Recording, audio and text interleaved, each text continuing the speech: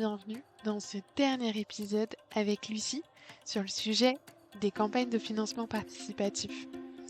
Aujourd'hui, on va plonger dans les compétences clés pour réussir dans son crowdfunding. Lucie va nous partager des astuces concrètes pour structurer sa campagne, éviter les erreurs courantes et bien déléguer certaines tâches. Alors, si tu envisages de te lancer dans une campagne ou d'accompagner un projet, cet épisode est rempli de conseils précieux. Bonjour Lucie, bienvenue dans ce troisième et dernier épisode ensemble pour notre série consacrée au financement participatif et à toutes ces campagnes un peu atypiques pour aller financer son projet. Pour tous ceux qui arrivent sur cet épisode-là, commencez par aller écouter l'épisode dans lequel Lucie nous explique son métier. Ça vous donnera beaucoup Mmh. d'informations sur ce que c'est et comment ça se déroule un projet et une campagne de crowdfunding. Ensemble aujourd'hui, on va creuser un petit peu plus justement les compétences qu'il y a derrière, tout ce que tu vas nous aider à mettre en place pour justement pouvoir se rendre compte si on les a, si on les a pas, et tout ce Mmh que mh. ça peut impliquer comme choses à mettre en place, à préparer et à anticiper, parce que c'est une véritable stratégie de lancer une campagne de financement participatif. Est-ce que tu peux commencer par nous dire la compétence clé, celle que tu penses, indispensable dans ton métier, dans ton quotidien, celle sans laquelle tu pourrais pas, faire ces accompagnements? Ça va être bête, mais c'est le financement participatif et le crowdfunding. La connaissance, comment on mène une campagne, quelles sont les particularités du financement participatif, parce que, évidemment, voilà, on peut, lier, le financement participatif à plein de compétences et de, secteurs d'activité divers, mais il y a aussi des choses qui sont très spécifiques, au financement participatif, donc je dirais que c'est ça. Ouais, c'est une compétence technique du coup, une vraie connaissance du secteur. Tu l'as développée en te formant, juste par expérimentation du secteur parce que toi-même tu as fait des campagnes de financement. Comment c'est venu en fait dans ta vie? Ouais, alors, je me suis formée au financement participatif comme à peu près tout le monde à l'époque où j'ai commencé à y travailler, sur le tas. Il se trouve que donc j'ai commencé à travailler dans le domaine en 2014 pour une plateforme qui s'appelait Reservoir Funds à l'époque, qui n'existe plus aujourd'hui et c'était un peu le début du financement participatif en France. Kickstarter existait aux États-Unis depuis déjà quelques années, mais voilà, le crowdfunding commençait à faire, un peu de bruit à ce moment-là et donc j'ai commencé à travailler là-bas en tant que, campaign manager. J'accompagnais des porteurs de projets. Donc j'ai été formée par, Jean-Baptiste, à l'époque Jean-Baptiste Fiandra qui a été, mon maître de stage, parce que c'était un stage de fin d'études. Il m'a formée, j'ai fait des formations, avec, un expert américain dont je ne me souviens plus du nom, mais voilà, qui, avait fait une formation sur le financement participatif, donc que j'ai suivi. OK. Et ensuite passer en expérimentant, en accompagnant les porteurs de projets sur, Reservoir Funds. Puis ensuite, j'ai travaillé pour une autre plateforme, qui s'appelle, Culture Time, qui n'existe plus non plus, qui était dédiée aux projets culturels et d'intérêt général où, encore une fois, voilà, j'accompagnais des porteurs de projets, des associations, des institutions culturelles, pour les aider, à se lancer. Et puis, voilà, donc ça je me suis fait, mon expérience avec le temps et puis avec, maintenant mon entreprise Crowdfunding Factory que j'ai, lancée il y a 7 ans maintenant. Voilà, depuis, ça fait, j'ai accompagné à peu près une centaine de projets, un peu plus d'une centaine de projets. Voilà comment je me suis formée, dans les grandes lignes. OK. Donc ça, c'est un peu ta compétence, technique, de base, si on peut dire, sur laquelle Oui. tu t'appuies au quotidien. Et en termes peut-être de soft skills ou de compétences complémentaires qui viennent un petit peu, tisser la toile autour de ça et qui te Mmh permettent mh. d'avoir un accompagnement, au plus juste avec tous les clients que tu as. Et puis comme tu nous l'as dit, sur, des secteurs qui peuvent être très différents les uns des autres, des projets Mmh. qui peuvent avoir des objectifs très différents les uns des autres. Voilà, les compétences qui viennent un peu autour et qui te permettent de t'adapter à toutes ces situations. Alors sur la partie soft skill, ce qui est hyper important évidemment, ça va être plutôt la curiosité et ma capacité à aller, m'intéresser à justement différents secteurs, différents sujets, à aller chercher de l'information, à me renseigner et puis à peut-être, voilà, formaliser, en tout cas, synthétiser plutôt, de l'information, pour ensuite, bien, faire je travaille toujours sur une première étape avec les porteurs de projets où je fais un audit de leur projet pour étudier vraiment en Ouais, profondeur, ce qu'ils font, où est-ce qu'ils en sont aujourd'hui, quels sont leurs points forts, leurs faiblesses peut-être, les ressources qu'ils ont autour du projet, ce qui se passe dans leur secteur d'activité, enfin voilà, tous ces éléments-là. Donc ça, c'est évidemment hyper important. Et puis en termes de soft skills aussi, ce qui va être, peut-être, voilà, quelque chose, moi, où je ne suis pas forcément formée, mais où, voilà, ma capacité, peut-être d'empathie, joue un grand rôle, c'est, bah, l'accompagnement psychologique des porteurs de projets que j'accompagne parce que, mine de rien, c'est le financement participatif, c'est hyper stressant. C'est un sujet, voilà, qui, voilà, c'est comme tu disais, dans l'épisode précédent, c'est du tout ou rien. C'est-à-dire que, voilà, soit on atteint son objectif et on reçoit l'argent, soit pas, et dans ces cas-là, tout le monde est remboursé et nous, on aura fait tout ça pour rien ou presque pour rien. Donc c'est très stressant, donc toute cette partie coaching, vraiment, des porteurs de projets, pour, les aider à la fois, voilà, psychologiquement à tenir le choc, de, voilà, des parce que c'est un peu un roller coaster d'émotions, tous ces éléments-là et puis aussi, du coaching sur leur capacité à mener à bien ce projet de manière plus globale avec, des compétences qu'ils ont pas forcément au départ.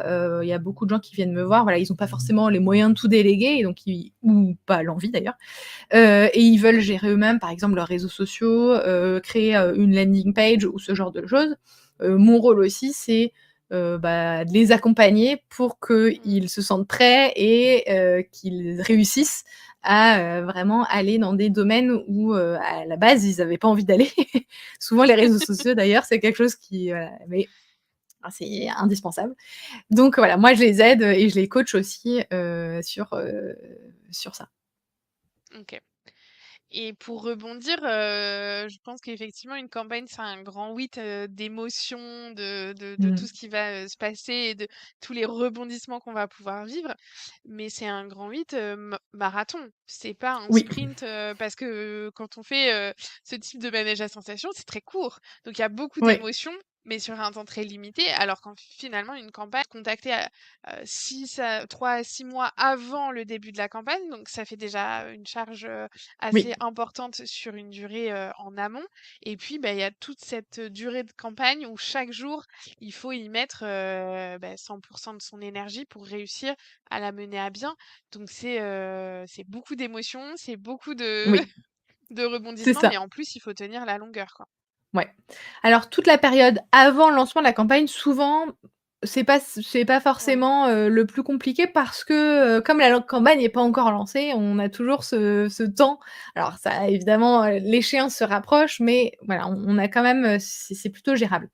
C'est à partir du moment souvent où la campagne elle est lancée, où là, en effet, les porteurs de projets se rendent compte à quel point c'est un marathon, même si c'est, voilà 30-40 jours une campagne, hein, c'est pas beaucoup plus long, donc ça peut paraître court, mais Mmh. quand on la vit, je vous assure que voilà, c'est le temps paraît extrêmement long parce que c'est, je pense beaucoup d'énergie mentale et d'énergie émotionnelle qu'on met, dans sa campagne. Mmh. Donc ça draine, voilà, ça draine toute votre énergie clairement, parce que vous avez pas forcément bon, évidemment, il y a un certain nombre de tâches à faire, et voilà, ça demande du temps, hein.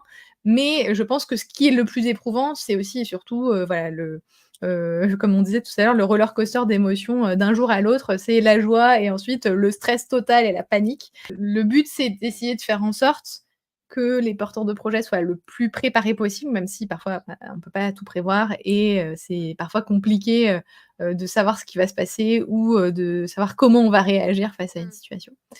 Hem, mais en tout cas, voilà, comme tu l'as dit, c'est un marathon et c'est pour ça que c'est hyper important de s'économiser, et de pas tout donner dès le premier jour. C'est souvent aussi le «défaut» entre guillemets, parce qu'évidemment c'est les gens veulent bien faire, mais des porteurs de projets qui se disent: «Bah, voilà, ça y est, on lance, vraiment j'envoie tout d'un coup, j'envoie la sauce, partout, j'ai mon projet est partout, j'envoie, voilà, le premier jour» et cetera et du coup après on n'a plus de munitions pour, le reste des jours. Donc l'idée c'est de construire Oui. aussi, une stratégie sur la durée pour que, Ouais. eh bien, il y ait quelque chose qui se passe un peu, tous les jours. Parce que sinon, Oui. si vous dites tout dès le premier jour, on se retrouve un peu coincé. Et bien justement, ça fait une super transition parce que je voulais te demander, pour les personnes qui se diraient, ben moi, ma campagne, j'ai envie de la gérer tout seul, Mmh mh. de mon côté, enfin pas en autonomie. C'est quoi l'erreur, on va dire un peu commune que tu vois et sur laquelle il faut vraiment faire attention quand on mène sa campagne de crowdfunding? Ben, il faut pas la faire, quoi. Alors, quelque chose qui arrive souvent malheureusement, c'est, bon, il y a un des éléments, voilà, que vous avez sûrement vu si vous vous renseignez sur le crowdfunding, c'est de se dire que ce qu'on appelle votre premier cercle, donc c'est-à-dire vos amis, votre famille ou alors votre communauté très engagée, c'est vraiment eux qui vont faire, l'impulsion de départ des premiers jours de votre campagne. Sans cette impulsion-là, ça va être extrêmement compliqué de convaincre le grand public. L'idée, c'est un peu, la métaphore du restaurant vide et du restaurant plein. On finira toujours faire la queue devant le restaurant plein et on n'ira jamais dans le restaurant vide d'à côté alors que probablement peut-être qu'il est très bon. Donc l'idée, c'est vraiment que votre premier cercle vous permette, de remplir votre restaurant avant de faire venir des gens qui ne vous connaissent pas.